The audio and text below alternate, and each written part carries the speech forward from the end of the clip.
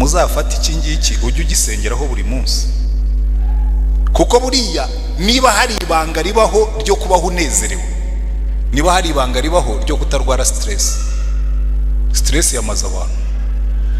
Uzi impamvu abantu bagira stress? Ubundi mujye mutandukanya stress n'umunaniro. Burya stress si umunaniro, ni umuhangayiko. Ariko burya iyo ukunda ibyo ukora nta stress ugira. Uzari umuntu ashobora kumara amasaha 8 areba filime ntarware stress. Wamara amasaha 8 kuri computer ya yindi wareberagaho filime amasaha 2 gusa stress kabira kwisha. Kubera iki? Ibyo ukora ntabwo wabikunze cyane. Muzicare mu bikunde, mu byishimire, murebe ukuntu akazi karyoha. Buri ibintu byose iyo utangiye gukorana n'umwuka ukabwira umwuka wera ngo umwuka wera ndabyutse ngiye mu kazi, umpe gukunda ibyo nkora, umpe gukunda abo dukorana, umpe gukunda aho mba, umpe gukunda aho nyura, ubuzima buratangira kumva buri enjoyable, kuko urakunda gusa ukumva, ugakunda aho ugakunda abo muri kumwe, ugakunda byose, kandi nurangiza umpa amahoro, umpe n'umunezero mu mibanire yanjye n'abandi, kuko imbuto z'umwuka zirakomeza. Umpe kwihangana, umpe kugira neza, umpe kugwa neza mu mikorere y'ibyo nkora byose, umpe gukiranuka, sibyo? Kwizo n'imbuto z'umwuka, umpe guca bugufi, kandi umpe no kwirinda, self control, mu bihindura umuco. Umunsi imbaraga z'umwuka zizakorera mu bwenge bwacu, zigakorera mu mibiri yacu, noneho imbuto z'umwuka zigahinduka kamere yacu, tuzaba abantu basanzwe ariko bagenda mu buryo budasanzwe. Nibyo Samweli yabwiye Sawuli, aramubwira ngo Sawuli, umwuka wera nakuzaho uraba undi muntu. Uri umuntu usanzwe ariko uraza kuba umuntu udasanzwe. Uri umusore usanzwe uragira indogobe ariko urahinduka umwami wa Isirayeli. Uri umusore usanzwe w'umutimide ugira ubwoba. Muri mu kubunse baje kumwimika yagiye kwihisha muri bagaje. Imana iravuga ati mu mupfununture dore aho yihishe mu bintu hariya muri bagaje ni hori. Baramuzana bamugira umwami. Yari akeneye umwuka kugira ngo ave muri ubwo bwoba. None reka nkubwire uyu munsi, hari ibyo ufite byakunaniye, tangira wige kugendana n'umwuka nk'umuntu usanzwe ushaka ko Imana guhindura umuntu mushya udasanzwe mu mbaraga z'umwuka. Ufite ibyaha byakunaniye, Yesu ubwo yabwiraga abigishwa yaravuga ati umwuka wera naza niwe uzameza iby'ibyaha n'iby'urubanza n'ibyo gukiranuka. Ufite ibyo ushaka gukora wumva udashobora, vugana n'umwuka umubwire tumva umwuka wera, genda umuntu usanzwe ibi bintu ngomba kubikora kandi simbyumva neza ubimfashemo. Njya mbwira abaganga bavura, iriya mibiri y'abantu muvura umwuka wera yizi kukurusha, kuko iremwa we yarahari, kandi Imana iramukunda uwo muntu. Umwarimu wigisha, Imana yifuza yuko abanyeshuri bavamo abanyeshuri bitangaza. Baza umwuka uko bikora, natangira kukuyobora mu kazi ukora uzakora ibihambaye kandi uri umuntu usanzwe. Amen. Imana iramubwira ati dore wa undi nakubwiraga n'uyu muhungu. Noneho Samweli yankuru aho yatangiriye amubwiye ngo nuko Samweli yenda imperezo y'amavuta ayamusuka ku mutwe. Aramubwira ati ubu ngubu Imana niyo yakuzanye hano ngo nkusukeho amavuta kugira ngo ube umwami wa Isirayeli. Haleluya. Ariko arangije amusobanurira ikigomba kubaho kugira ngo abe umwami wa Isirayeli. Reba ku murongo wa 6 aramubwira ngo umwuka w'Uwiteka ari bukuzeho cyane, uhanurane nabo, uhere ko uhinduke ube umuntu mushya. You are going to be a different person.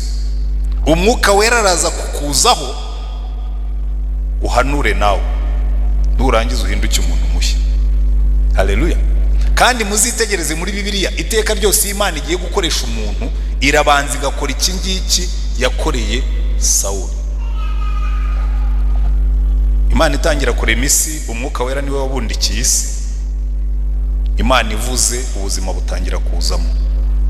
Njya mbona abantu bashushanya Samusoni agiye gukubita Abafilisitiya 1000, bakamushushanya afite ibimiskure binini, amaboko manini nk'ayabatera amakofi. Ndenda kubabwira Samusoni ashobora kuba yarakagabo gatoya nkanjye, uretse ko ubu narabyibushye ariko ntabwo nyirakagabo gatoya. Sigaye ndi inzovu y'imirindi narabyibushye. Utabyemera aze kunyegera arebere hafi. Ariko icyatumaga Samusoni akubita Abafilisitiya 1000 si ubunini bw'amaboko ye. Imbaraga z'umwuka wera zamuzagaho, umuntu usanzwe agakora ibidasanzwe. Haleluya. abayoboye mu isezerano rya kera bose Imana yabashyiragaho umwuka kugira ngo abantu basanzwe bakore ibintu bidasanzwe. Ahubwo ikibazo dufite muri uno munsi, mutekereze yuko n'abantu baboshye ihema ry'ibonaniro ba Besaleli, Imana yaravuze ngo umfashe umwuka wanjye mushyize kuri Besaleli ngo kugira ngo agire ubuhanga bwo kubaza no gukata no kudoda no guteranya. Abafundi bo ku ihema ry'ibonaniro bagombaga kuzura umwuka. Haleluya. Kugira ngo abantu basanzwe bakora ibintu bidasanzwe kubw'imbaraga z'umwuka.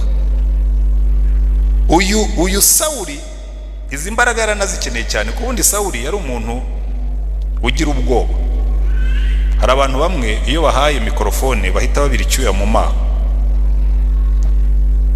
abandi iyo batakibize mu maso bakibira mu maso, niyo batabize cyinshi babira icyo ku zuru. Rya nubona umuntu arimo kubira icyuya ku zuru ujye umenya ko afite ubwoba mu nda. Yewe rero kera nkiri mutoya, ubu umuntu ababwiye ko kera nari timide ntabwo mwabyemera. Hari uwabyemera ko nari timide? Mpagarara hano ngafata mikrofone nkasakuza. Ariko mu ishuri nari mfite ingeso imwe yahoraga inshyira mu bibazo n'abarimu. Twaba twiga imibare, twaba twiga amateka, twaba twiga ikilatini, kuko twebwe mu seminari twiga ibintu byinshi. Iteka nabaga mfite igitabo munsi y'intebe ndimo gusoma. Nigaga imibare ndimo gusoma Roma. Gihe mwarimu arimo kuvuga habanza nkandika formule, namara kuyumva nkisomera Roma. Inshuro nyinshi barabimpaniye. Ariko iyo mwarimu yantunguraga atantwana ubwo ngubwo nurimo gusoma, cyuya cyahitaga kimanuka. Abana bose bari babizi cyuya cyaramanukaga n'ishati gato.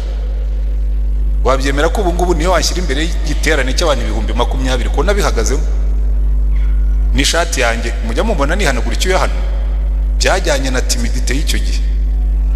Kubera ko umwuka wera kuzaho ugahinduka undi muntu utari wa wundi bari bamenyereye. Ariko kugira ngo bizakore nuko ubyemera ko bifite. Abantu benshi barirarira. Ubwo abantu benshi bamugurita ariko buryo uri timide mu mutima wawe ufitemo ubwoba, ntabwo abyemera. Na Sawuli nubwo umwuka yamujeho ntabwo ubwoba bwamushizemo. Nicyo gituma yagiye kurwana na Goliyati. Barareshyaga mu gihagararo bafite n'intwaro zimwe, atinya kujyayo kuko icyo gihe umwuka yari yaramuvuyeho kuko yanze kumwumvira. Iyo umwuka aje azaje kugutegeka. Iyo ushaka kugendana n'umwuka wemera ko ari utegeka wowe ugakurikira, akayobora wowe ukumvira. Haleluya. Ariko iyo wemeye kuyoborwa n'umwuka, umuntu usanzwe ahinduka umuntu udasanzwe. Reka mbahe ingero nkeya z'abantu Imana yagiye ihindura. Navuze Samusoni mu buryo bw'umubiri. Reka mpere ku guhinduka abantu badasanzwe mu buryo bw'umubiri. Samusoni namuvuze yafashe urwasaya rw'indogobe akubita Abafilisiti 1000 ngo umwuka w'Uwiteka amujeho. Ariko uwo nkunda cyane ni Eliya. Muribuka mu gice cya 18 cy'abami ba mbere, Eliya yatumije abahanuzi ba Bayali n'aba Ashera, ubateranije bari 850. Bamwe bari 400, abandi bari 450. Ahangana nabo umunsi wose, afunga ikirere, hanyuma umuriro wabo ntiwamanuka. Ariko we nenda kubabwira saho ngaho noneho birangiye bamaze kwica abahanuzi ba Ashera n'aba Bayali kuko yari yamaze kubatsinda.